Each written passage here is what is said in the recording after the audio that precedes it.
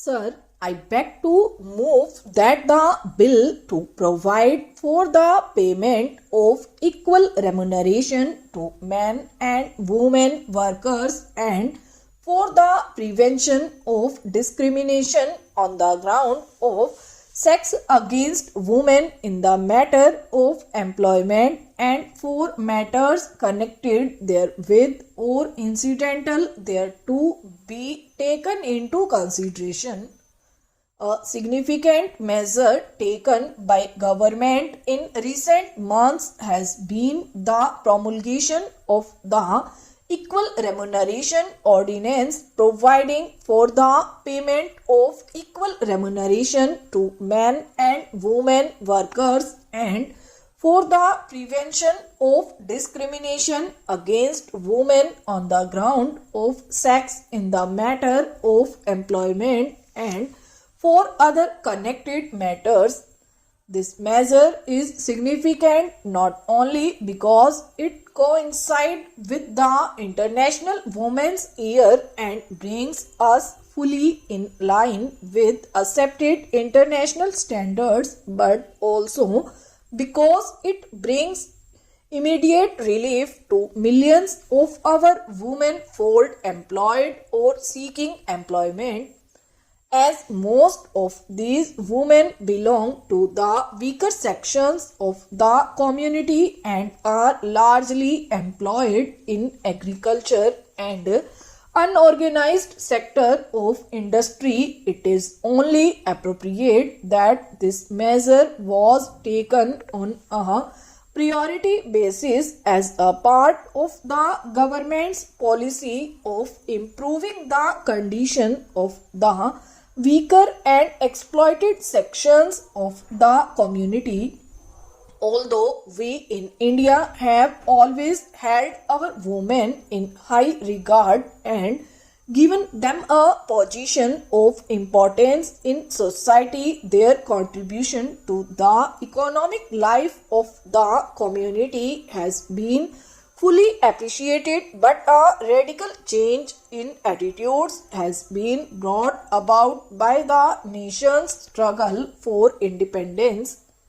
India women, by their active participation in the country's struggle for independence, have earned their rightful place in the community and won their legal rights without the need for any aggressive movement.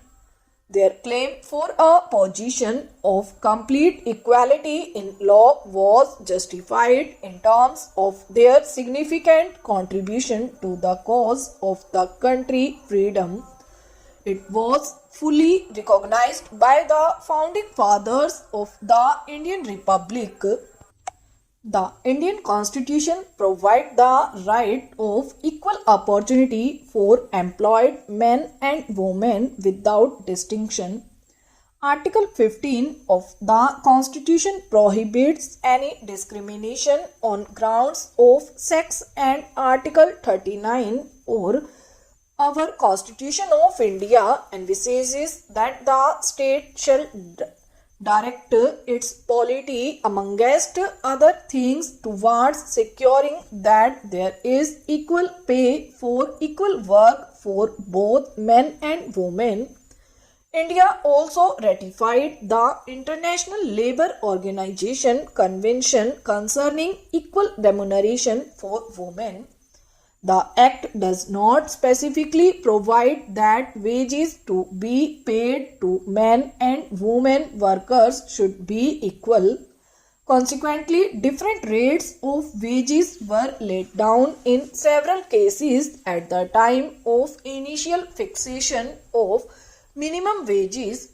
Besides, there is no restriction on the fixation of different rates of wages for men and women in the sectors not covered as a result of biparty or tri-party negotiations or arbitration. Awards could be different for men and women for similar jobs.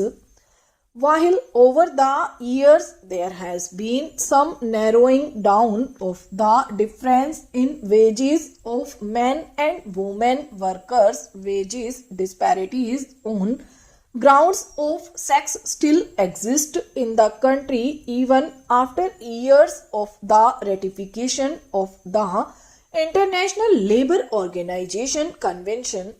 The National Commission on Labour, while noting that the fixation of statutory minimum wages has tended to narrow the gap between men and women, observe that wages discrimination between men and women still prevails in certain sectors like agriculture and unorganized industries. The Committee on Status of Women in India also strongly recommended legislative action in this regard to provide for equal pay for equal work. Honorable members of this august House have on several occasions expressed their feelings on this matter and have urged immediate and effective remedial action. The matter was discussed at the 25th session of the Labour Ministers' Conference held in September last year. It was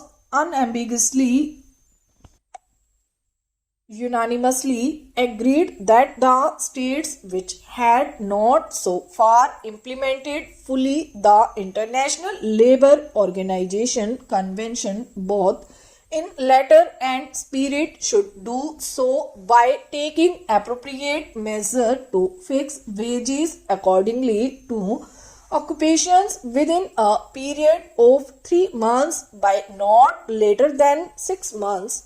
It was also suggested that statutory provision be made to prevent bi-party agreements fixing different wages rates for men and women workers, to give effect to the constitutional provision as well as ensure stricter conformity to the International Labour Organization Convention. The Equal Remuneration Ordinance was promulgated by the President. It was much needed and overdue measure designed to benefit a large number of women labor, and it was felt that any delay in promulgating the ordinance would affect adversely the interests of women workers. It was also felt that it will be in the fitness of things to bring forward this measure to implement the provision of the Constitution in the year 2012, which was being celebrated as the International Labour Year.